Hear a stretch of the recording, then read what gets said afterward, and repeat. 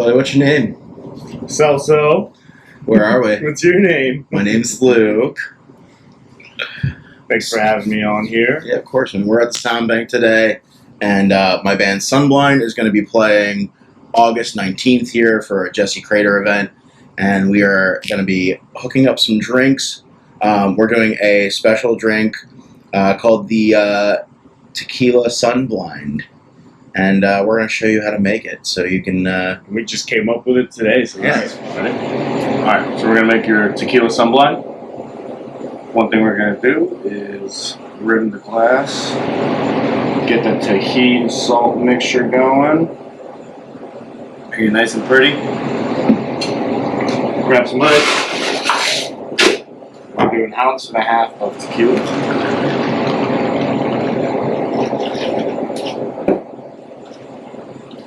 An 1.5 ounces of pineapple juice. We're going to shake it up. Get it nice and foamy too. That's the thing with pineapple juice. Shake that thing up. Get foamy.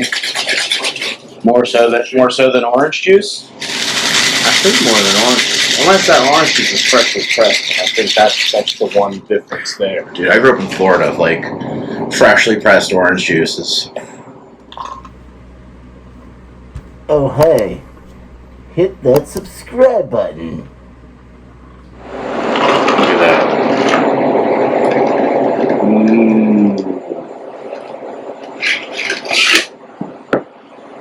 How are we going to get the sunrise? Grenadine? Cranberry? You thought wrong. We're going guava. Full guava. Full guava. Send it. Look at that. Look at the beauty in that. A cool and refreshing drink for the family. Dig in. Yes. Foamy, frothy. It's our breakfast. Breakfast in a glass. Now we're going to make one of my favorites called El Mariachi. You can get at the Soundbank exclusively. Made by yours truly. We're going with 1.5 ounces of tequila as well on this one. Nice, balanced cocktail. Both of them. They mask the tequila pretty well, but you're still getting the right amount. 2 ounces of guava juice. We're going 1/2 ounce of habanero simple that we make in-house daily. Oh, really? And I'm going to squeeze some fresh lime juice because the fresher the ingredients, the better in quality the drink will be. And what are we going to do? We're gonna shake it, baby. Like a Polaroid picture. Cool. Oh, you give that one a couple. Wow, I rimmed the glass as well on this one. Got a nice Coke. I like a little bit of that spice.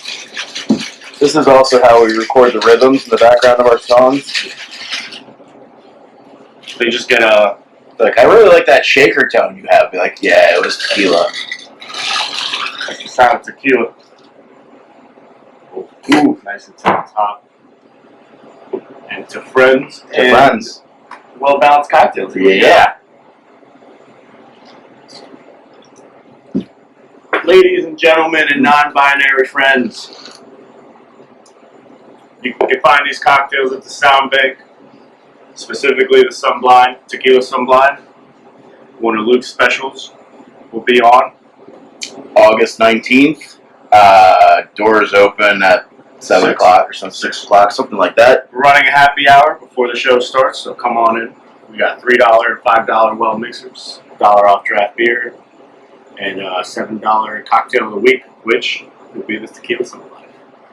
You guys are pushing those fried chicken sandwiches. Those things look tasty. We got some fried chicken sandwiches. Yep. We got the Nashville, which is one of my favorite ones. It's a Nashville dry rub. Nice and spicy, like I like my drinks. Yeah. So come and get a spicy drink, a spicy chicken sandwich.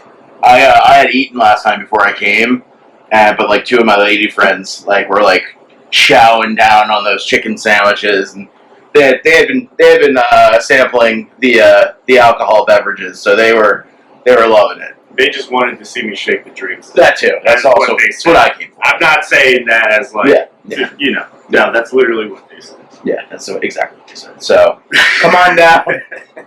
Come on down almost any weekend. You guys have live music every weekend, right? Just about. Every Friday and Saturday for sure. We do have a schedule posted on the Soundbank Facebook page because we're trying to roll in to do Wednesdays to Saturday live music.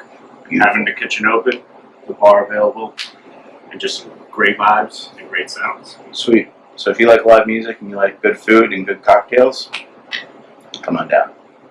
Awesome, man. Thanks for having me here. Of course. Of course. Thanks for coming and doing this. Thanks for bringing me back to last night. Woo! Go. Yeah.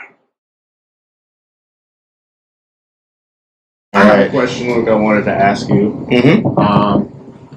What got you into like getting into music? Playing music? All that? So when I was in, the rim adds a lot. I would say therapy. That was what got me into it, and I think therapy is what kept me in it. I was in 8th grade. A lot of my friends were playing guitar. My parents went through divorce.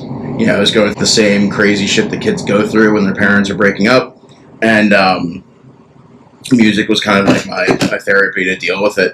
Yeah. Writing and playing guitar, and then I would say that's very much been why I continue playing. It's not like we make a lot of money playing or anything, but it's definitely the life therapy, working through what you're going through. Like I went through a divorce about 6 years ago, and our last album was very much almost like an autobiography of a snapshot of what was going on in my head. So,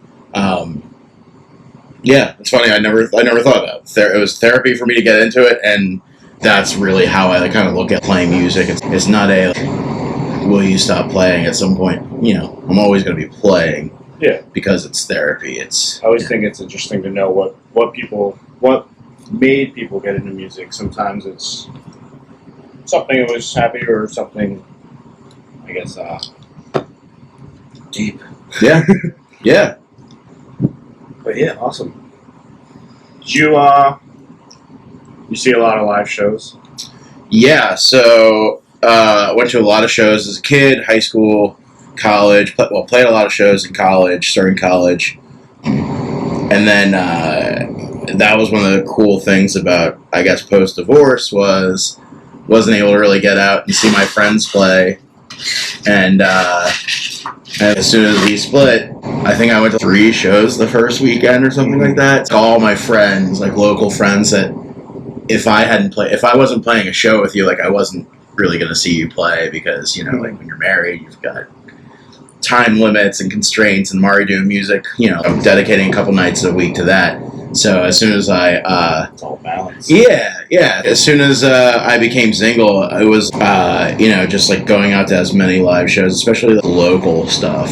So another thing I really do like to know about local artists that I meet is, have you met anyone interesting? Who's the most interesting person you've ever met in terms of up there in fame or something? Oh It's man. one to think about, right? All right, so While you think about it, I'm not even gonna think about this. I know this is so funny you asked me that because this came up last night. We were talking about wrestlers. It has nothing to do with music, and it's really funny as an adult. You start looking back at things that happened in your childhood in the light of being an adult, and you're like, oh, now that makes sense, but in a completely different way than what you thought growing up.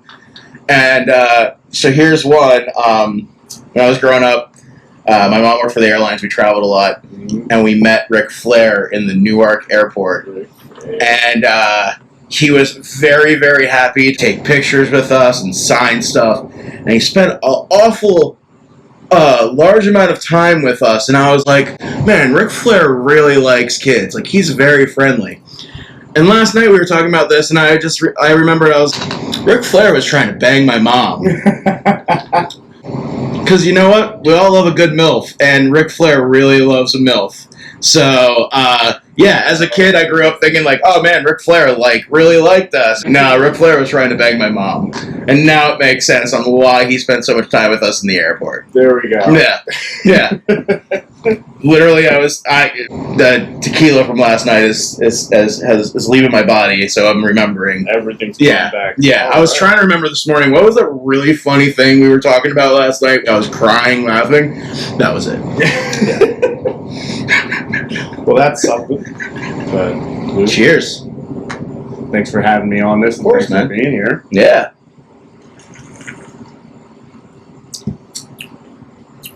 One more question. Maybe. That's a great drink for before noon. Yeah. On Sunday.